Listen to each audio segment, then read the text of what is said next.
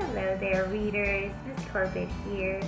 I'm so happy to share with you chapters 13 and 14 of Because of Winn-Dixie by Kate DeCamillo.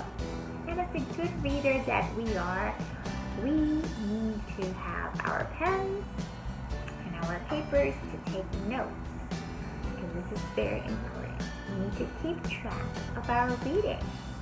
But we're going to pay attention to the mountain that we're going to follow up that character, that main character in that mountain. That, it starts with us as readers catching those patterns in our characters and then learning a little bit more about them.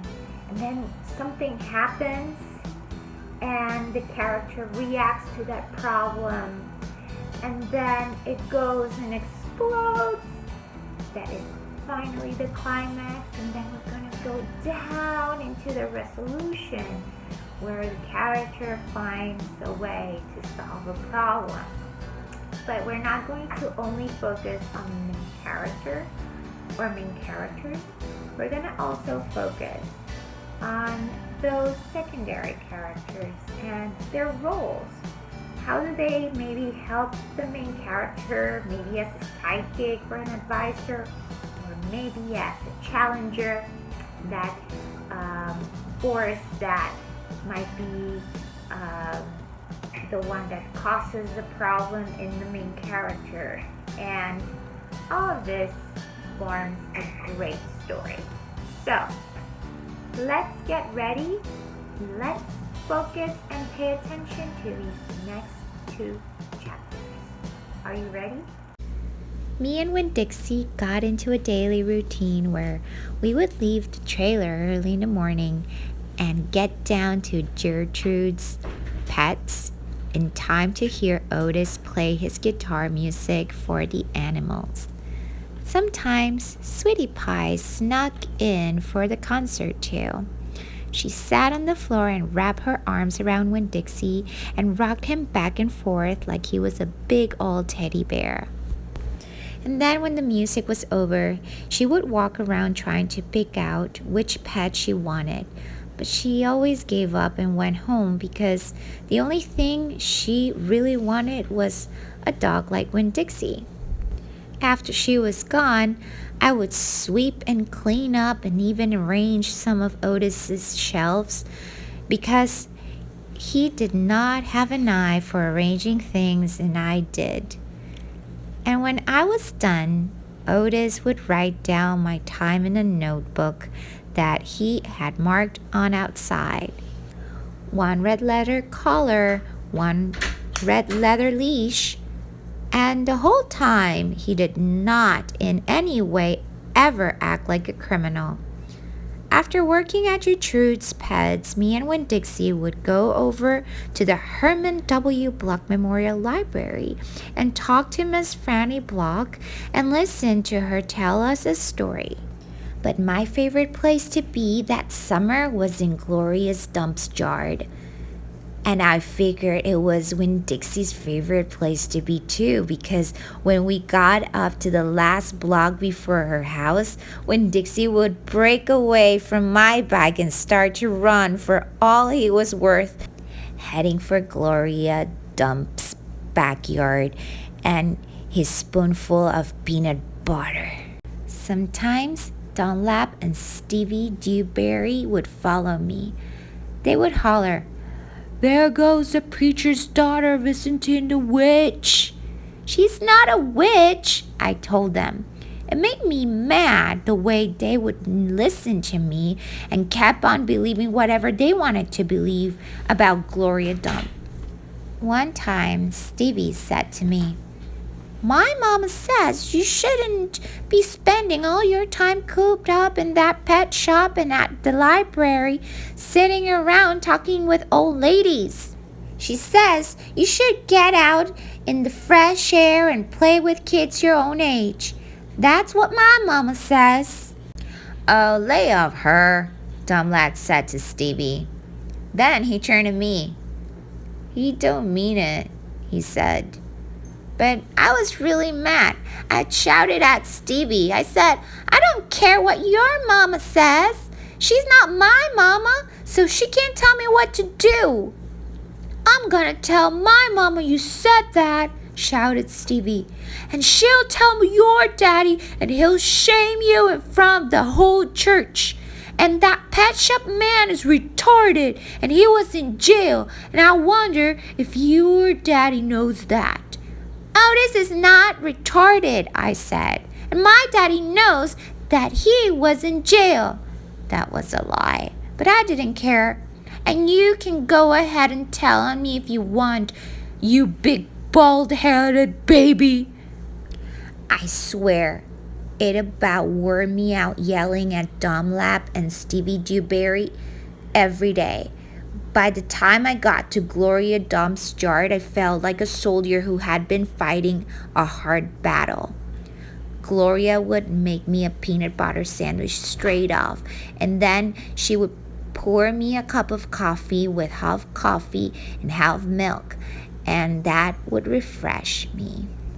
Why don't you play with them boys? Gloria asked me. Because they're ignorant, I told her.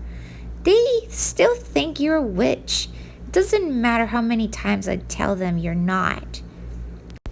I think they're just trying to make friends with you in a roundabout way, Gloria said. I don't want to be their friend, I said. It might be fun having them two boys for friends. I'd rather talk with you, I said. They're stupid and mean, and they're boys. Gloria would shake her head and sigh, and then she would ask me what was going on in the world and did I have any stories to tell her. And I always did. Chapter 14. Sometimes I told Gloria the story of Miss Franny Blogg had just told me, or I imitated Otis tapping his pointy-toed boots and playing for all the animals, and that always made her laugh. And sometimes I made up a story and Gloria Dump would listen to it all the way through from the beginning to end. She told me she used to love to read stories, but she couldn't anymore because her eyes were so bad. Can't you get some really strong glasses? I asked her. Child, she said, they don't make glasses strong enough for these eyes. One day, when the storytelling was done, I decided to tell Gloria that Otis was a criminal. I thought maybe I should tell an adult about it, and Gloria was the best adult I knew. Gloria, I said. She said back. You know Otis? I know him, but I know what you tell me about him. Well, he's a criminal. He's been in jail. Do you think I should be afraid of him? What for? I don't know. For doing bad things, I guess. For being in jail. Child, said Gloria. Let me show you something. She got up out of her chair real slow and took hold of my arm. Let's the two of us walk all the way back of this yard. Okay, I said. We walked and Winn-Dixie followed right behind us. It was a huge yard, and I had never been all the way back in it. When we got to a big old tree, we stopped. Look at this tree, Gloria said. I looked up. There were bottles hanging from just about every branch. There were whiskey bottles and beer bottles and wine bottles, all tied on with string, and some of them were clacking against each other and making a spooky kind of noise.